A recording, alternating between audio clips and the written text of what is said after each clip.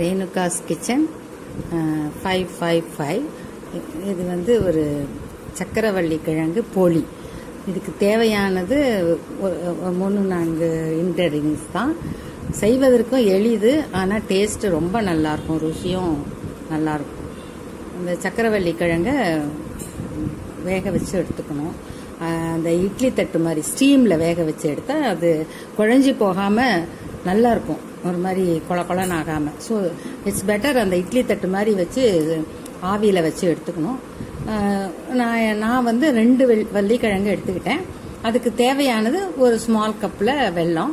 அந்த வெல்லத்தை வந்து கொஞ்சமாக ஒரு 1/4 டம்ளர் தண்ணி ஊற்றி பாகு கரைச்சி எடுத்துக்கணும். பாகுனா கம்பிப்பதம் அந்த மாதிரி பர்டிகுலராக எதுவும் தேவையில்லை, திக்காக நல்லா கரைஞ்சா போதும். அந்த மாவு வள்ளிக்கிழங்கை வந்து நல்லா மசிச்சு வச்சுக்கணும். ஒரு உடன் ஸ்பூனில் மசிச்சு வச்சுக்கலாம், அது போதும். அதில் வந்து ஒரு நம்ம எதில் வெல்லம் எடுத்தோமோ அதே கப்பில் 1 கப்பு துருவின தேங்காய் போட்டு இந்த வெல்லத்தையும் ஊற்றி நல்லா கலந்து வச்சுக்கணும். அதுக்கப்புறம் அதுதான் பூரணம்.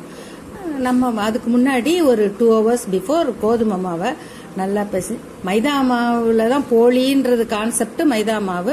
பட் இப்பெல்லாம் அது ஹெல்த்தி இல்லை அப்படின்றதுனால கோதுமை மாவே நல்லா பிசைஞ்சு என்னன்னா சப்பாத்தி மாவில் அதில் 1 ஸ்பூன் எண்ணெய் விட்டு நல்ல சப்பாத்தி மாவு சாஃப்டாக நல்லா பிசைஞ்சு ஒரு தட்டு போட்டு மூடி வச்சிடணும்.